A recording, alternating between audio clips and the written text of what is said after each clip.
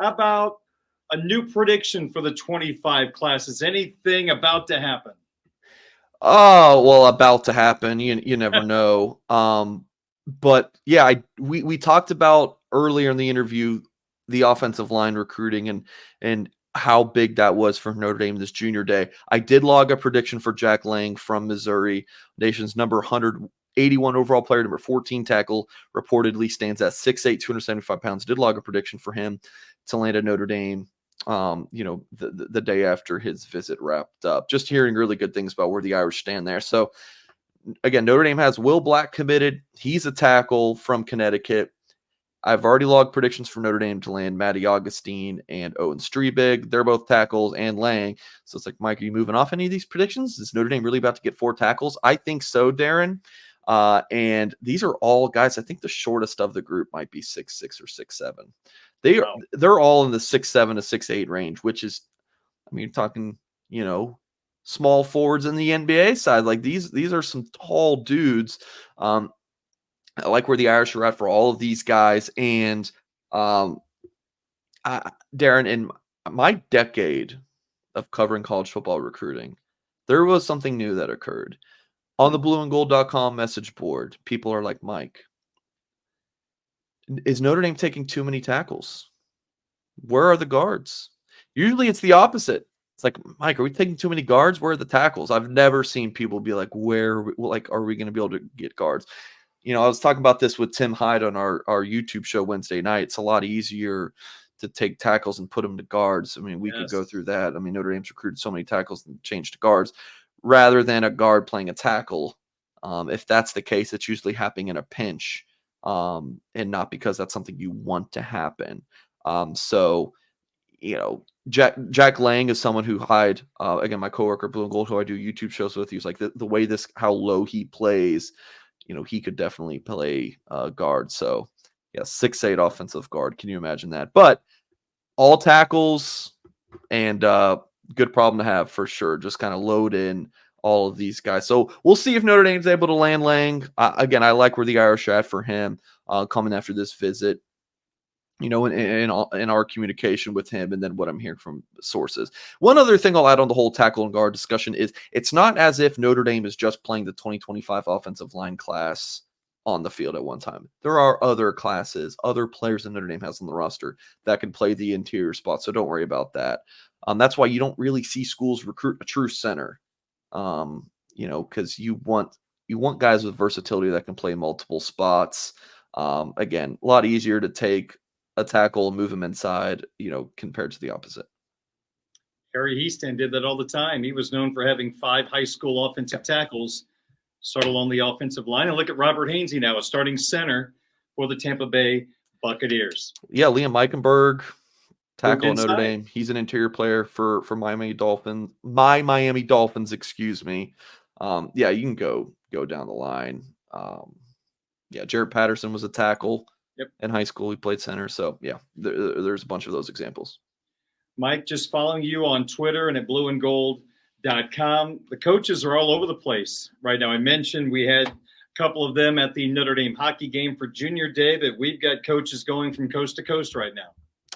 Yeah, it's busy. And we've talked about this before. I mean, Marcus Freeman is traveling in style on the jet.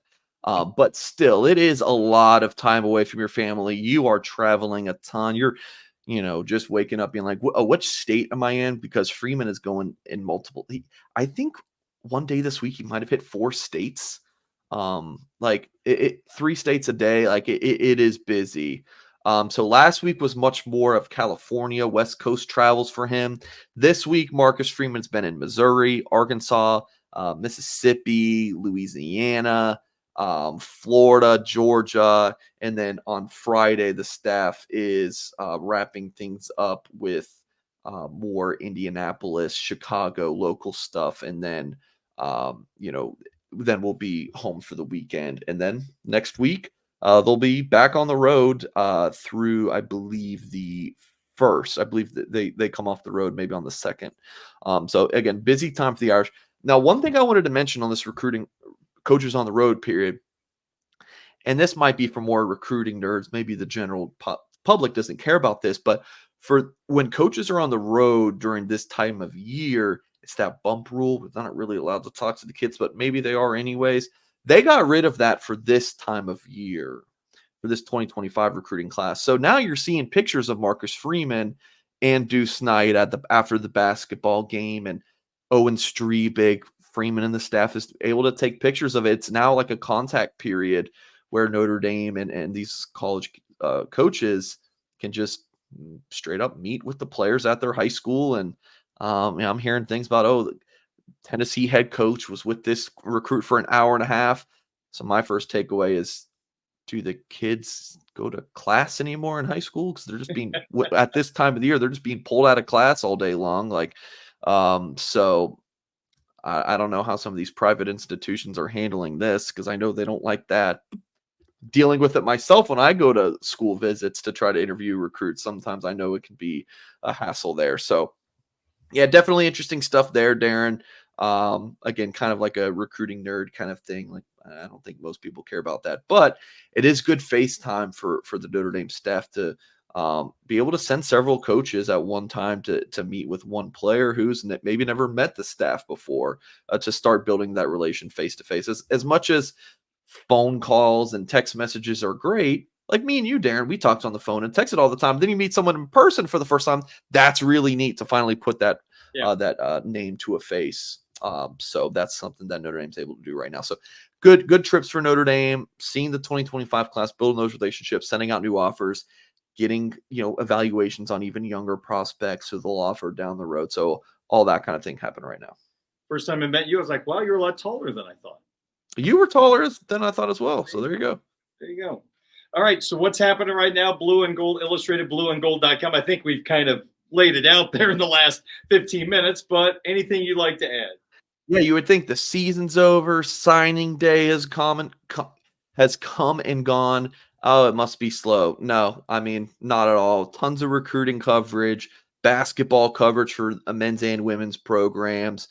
Still tons of YouTube content. Spring ball is going to be here before you know it. So for my YouTube audience and your radio show, Darren, special offer is $1. Gets you 2 months of access using the promo code UND1. So $1 for 2 months if you're a new subscriber using the promo code UND1. So would definitely encourage everyone to check that out over at blueandgold.com.